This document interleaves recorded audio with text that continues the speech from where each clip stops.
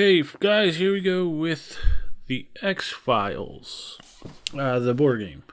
Alright, now, first thing we want to do in the X-Files, the board game, is set up the board. Okay, place it out for everybody, naturally. Alright, next, players are going to have to choose whether they want to be the Syndicate player, the Cigarette Man, or the agents. Okay, if you are playing the Syndicate player, you will take this Syndicate shield. Okay, it's awfully large, kind of reminds me of those foam core trifold boards you use in science fairs when you were in high school or grade school. Okay, they're going to set this shield up in their play area.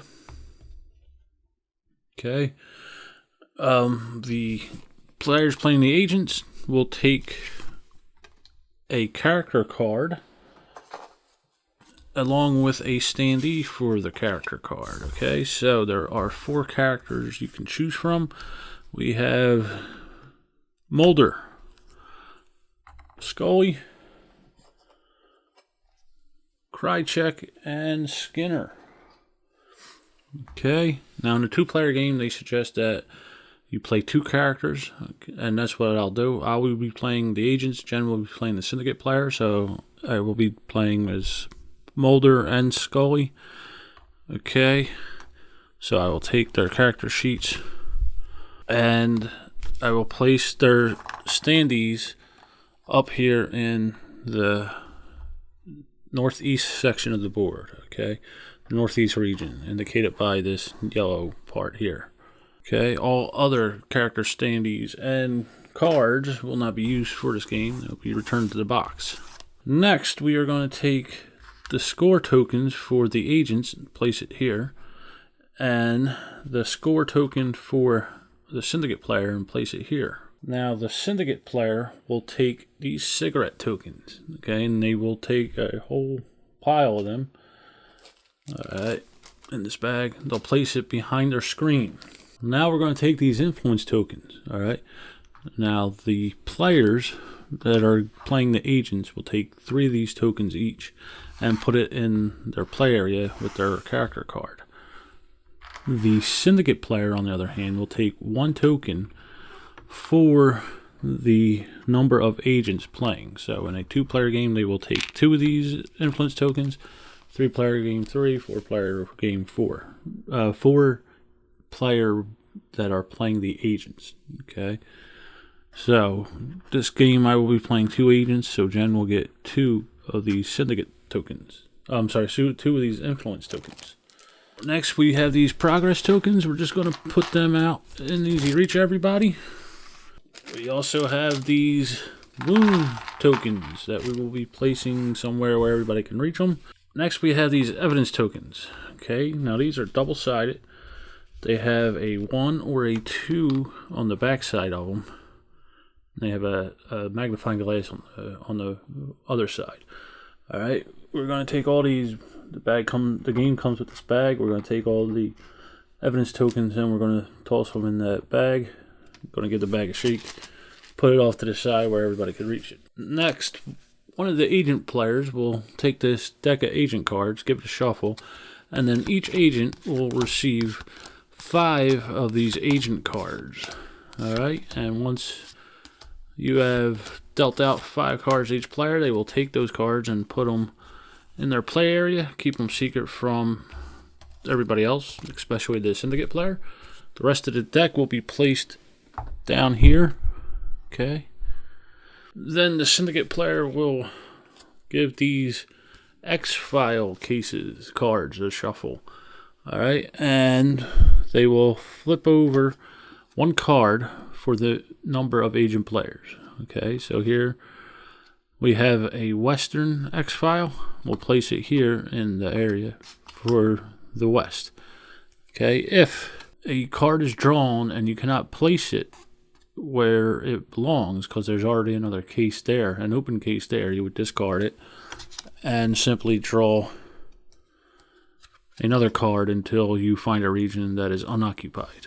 Alright, now once you've done that, you place the rest of the deck face down. It actually goes down here.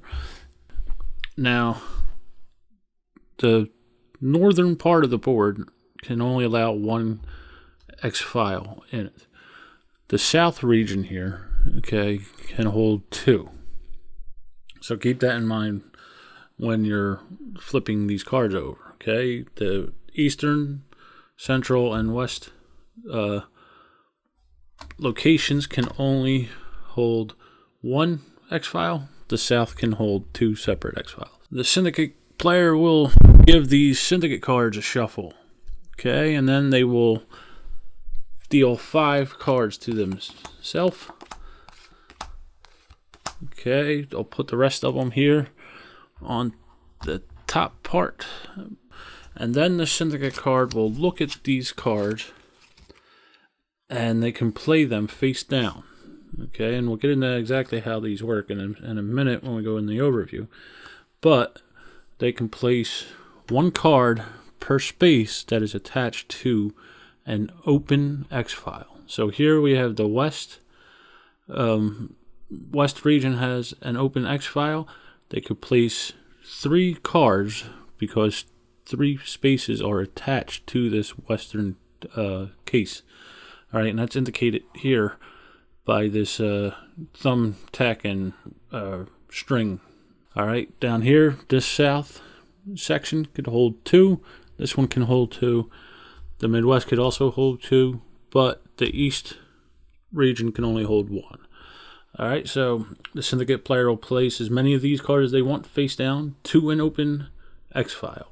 Okay, as long as that location can hold that amount of the amount of cards attached to it. So the West here can hold 3. So I guess I'll play 1 there. 1 here, which is the only one the East can hold, and I don't know, maybe, you know what, I'll play 1 more here to the West. Okay, the rest of them will be put behind their shield so that the agents cannot see it. Alright, next, we're going to take these 9 puzzle pieces, okay, and we're going to place them off to the side. They'll be used later on as agents, you know, spend their evidence tokens to collect them, and we'll get into that in a minute. The agents will go first, and you are now ready to play X-Files, the board game.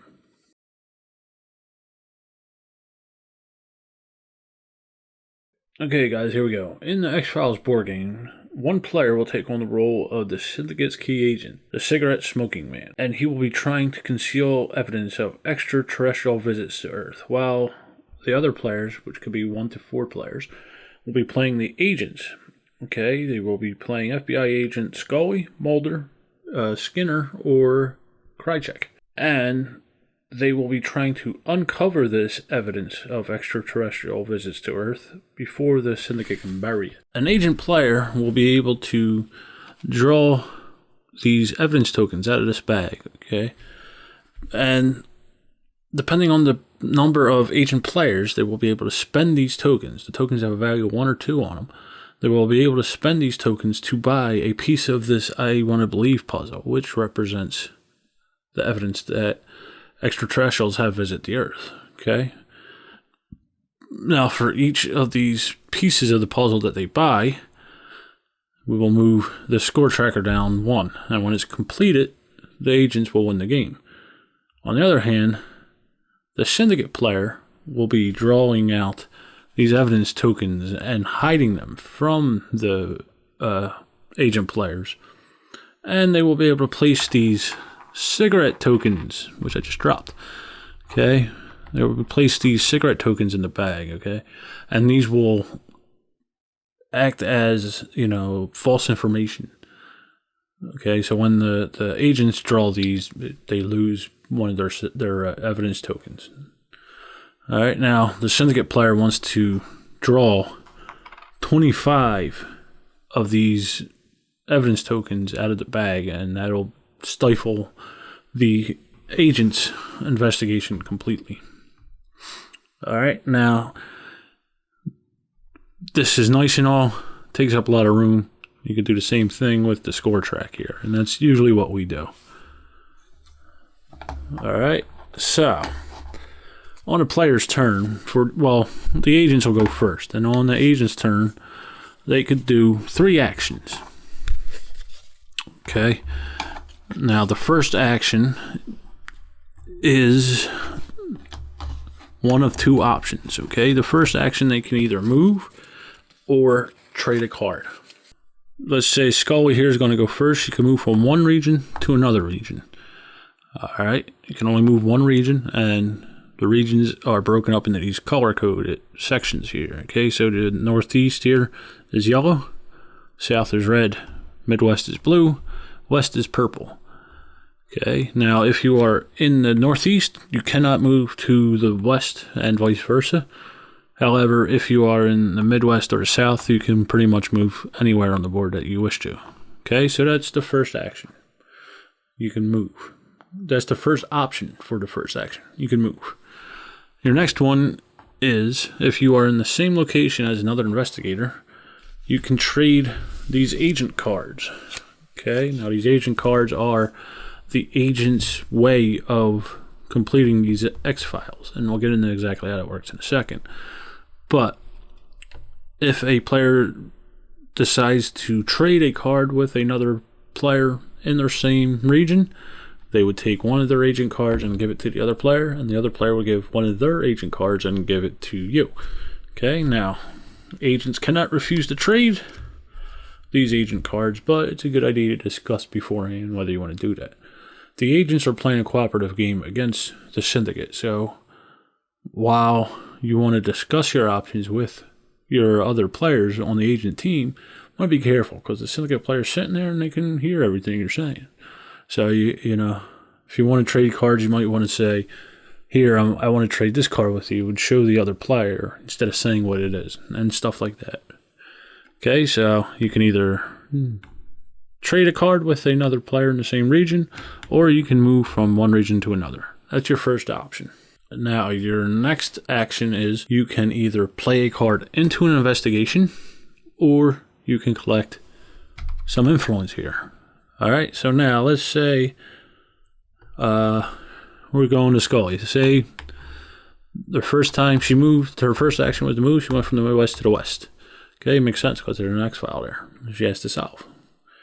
Okay, her next action would be either to play a card into the investigation, and if you're going to do this, you're going to announce, I'm playing this card for this investigation. And we'll get into why in a second. All right, but then she will choose a card to play. Now, there is a cost of the cards. If we look at the player's sheets, it will say that this player is strong in 2 symbols and weak in 1 symbol. Okay, and what that means is if you're strong in a particular type of card or symbol, you do not have to pay for that with influence tokens. Okay, if you are weak in a particular type of card, you'll have to pay 2 influence tokens to play the card. Anything else, you would have to pay 1 influence token to play the card. Okay, so strong cards are free. Everything other than a weak card is 1 influence token. Weak cards are 2 influence tokens. All right, now if we look at the cards, we can see they have symbols on it, which match these symbols in the player cards. The X-Files themselves also have symbols on it. All right, and this will mean if you play a card with this symbol towards this X-File, it'll be +1 investigation or -1 investigation or something to that effect. So let's say we're going to investigate this west investigation here. Darkness Falls. Okay, now this says conflict investigation, add 1 less progress to this X-File. Alright, now conflict is the gun symbol. So if I played a card with a gun symbol on it, like here, say I played Firefight against this, Firefight says investigate 3 +1 for every wound you voluntarily suffer. Okay, so if I had played this, normally it would be 3 investigation that would be placed on this card. Okay, so we've placed these progress tokens on it. 3 progress tokens, 1 progress for investigation. Okay, it's kind of, the terms kind of get a little wacky, but when it says investigation 3, it means 3 progress tokens. All right, And then if Scully decided to take a wound, which we'll get into in 1 second, she could add another progress token. Okay, and then she could take another progress token and place on there. She took another wound. So say she did that. Alright, so now we have 5 progress tokens on it. It's enough to complete that X file. However, because she played a conflict card, the gun symbol on it, it would be 1 less, so she'd have to subtract 1. So if Scully wanted to complete this investigation card, she would have to decide on whether to spend yet another wound token for another progress token on there, or simply just hold off and try to do it another turn. Okay, now, what is the significance of the wound tokens? For every wound token a player has on their player board, it would be -1 progress token they can apply towards an investigation card. Okay, now it wouldn't take effect now because you're accumulating the wounds due to the card. But say on her next turn she went to investigate this, and I don't know, let's say she played this lab analysis card here. Alright, cost her nothing because she's strong in science. It would be +3 progress tokens on there. And then, what else does it say? +1 for every other card you discard. Okay, so she would be able to play 3 progress tokens on here because of the investigation 3. But being that she has 3 wound tokens, she'd have to subtract 3 progress tokens. So kind of doesn't help her out at all. Okay, but let's say she discarded another card. We'll say this one. She could put a progress token on there, and that'll complete the investigation. Okay, once you play a card, you will discard them. I forgot to mention that. Okay, so now she has these wounds on it. As you can see, it takes off 1 progress token for every wound token you have on your player card. You can have up to a maximum of 5 wound tokens. Okay, then you cannot voluntarily take anymore or involuntarily take anymore. Some of the card effects will say, you know, take a wound after you finish this investigation or something to that effect. Now, that was the first option for this action. You can play a card to an investigation.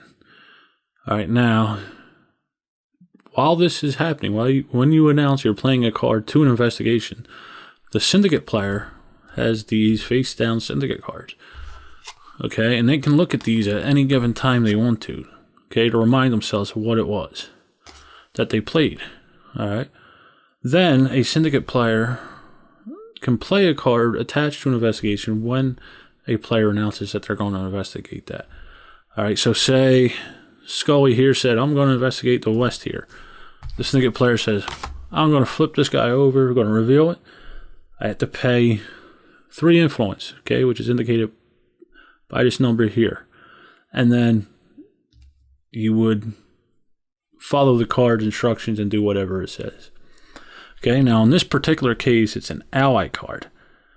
Alright, and allies are placed up here on this notebook symbol here. Okay, allies can work for the Syndicate or against the Syndicate. Okay, because the agents also have ally cards. Okay, so for this guy here, Alien Bounty Hunter, it'll say ally if it is an ally. And it says each agent suffers a wound when Alien Bounty Hunter enters play. So this guy here, we place him here, he's an ally, and then each agent has to take a wound. So Scully and Mulder will both take a wound. Okay, now as I said, the agents also have allies, and they will be like something like the Syndicate player cannot add cigarette tokens to the evidence bag, or something to that effect. It varies from ally to ally. That was the first option for the second action a player can take. I know I kind of went in a spiel there, but bear with me, please. Alright, now alternatively, say Scully decided not to play a card. she could instead choose to just simply take 3 influence tokens. Now remember, influence is like the currency of the game. You have to pay influence to play cards. Sometimes a card will say, like +3 investigation. And if you choose to, +1 investigation for every influence token you spend. Now, we have these wounds over here. If Scully here, we see she has 4 wounds. Say Scully didn't play a card and she wanted to heal some of these wounds. The only way you can do that is if you were to take influence tokens, you can spend 1 influence token to heal 1 wound. Okay, now these can't be influence tokens you already have stored. These have to be something that you'll take that round.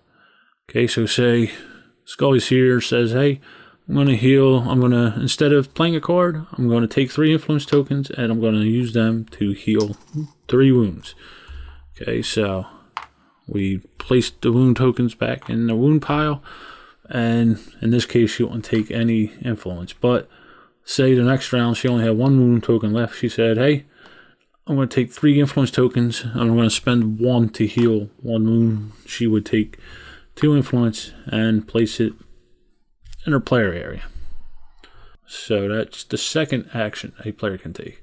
The third action an agent player, okay, an agent player can take is simply draw an agent card, placing it in their hand.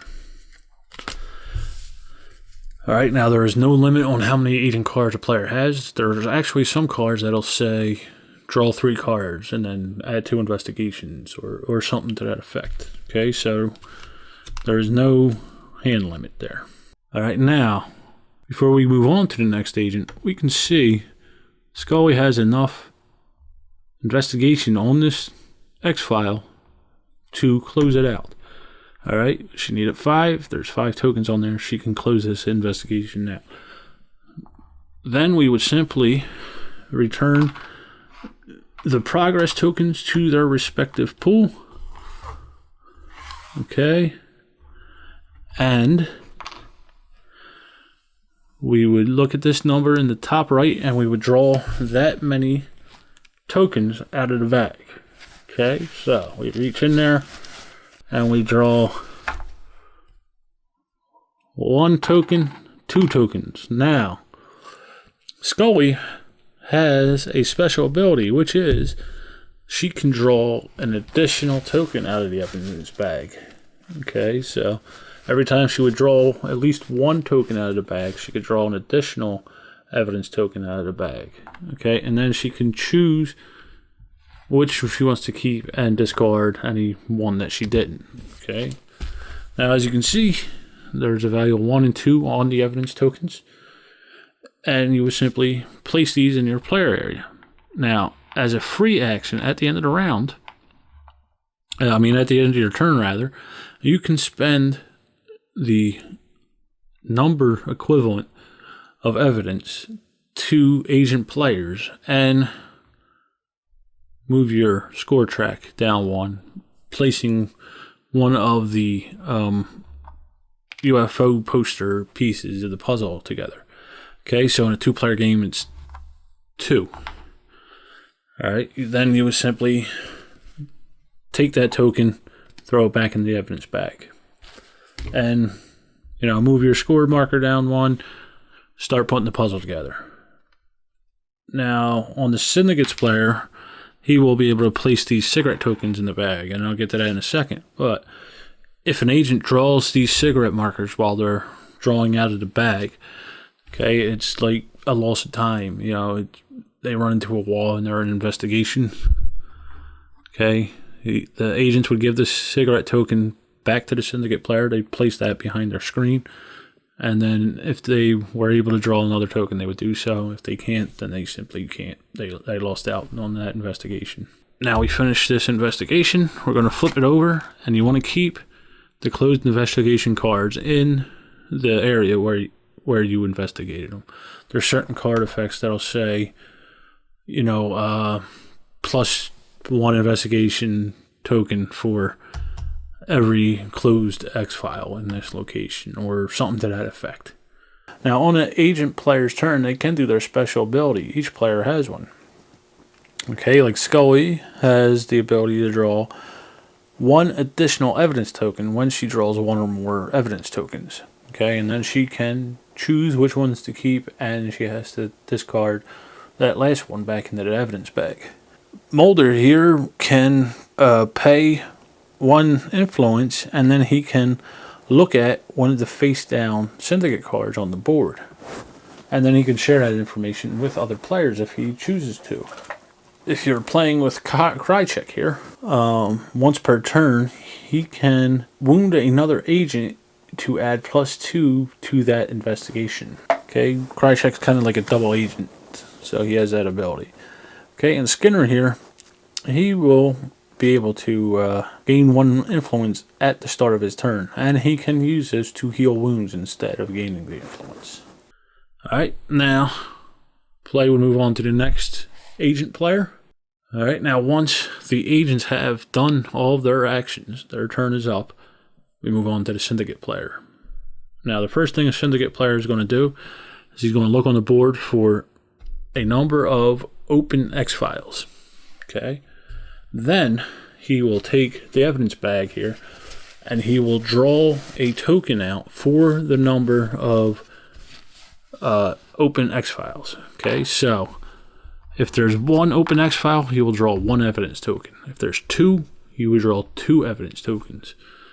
If he's in there drawing tokens and he grabs a cigarette token, he would place that off to the side, okay, until he's completed drawing, and then he would take that cigarette token and throw it back in the bag. Alright. Now when he's done drawing evidence tokens, he will take those tokens and place it behind his screen so that he's stifling the investigation. Alright. He's burying the evidence. Now, when he gets down to 25 pieces of evidence that he's put behind the screen, the game ends for the agents and he automatically wins. Alright, but as he's drawing these tokens and placing them behind his screen, he will move his score track down. Alright, so when he has 0 to 5, it'll stay up here in the first section. When he gets 6, he'll move it down. When he gets 11, he'll move it down again.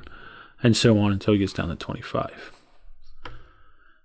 Okay, now once he has drawn evidence markers and placed it behind the screen there, he will then take one cigarette token, and only one, and throw it back in the bag. Okay, so no matter how many evidence tokens he drew out, he will throw one cigarette marker. Doesn't matter if he has 1 or 5, it's only one cigarette token going in there.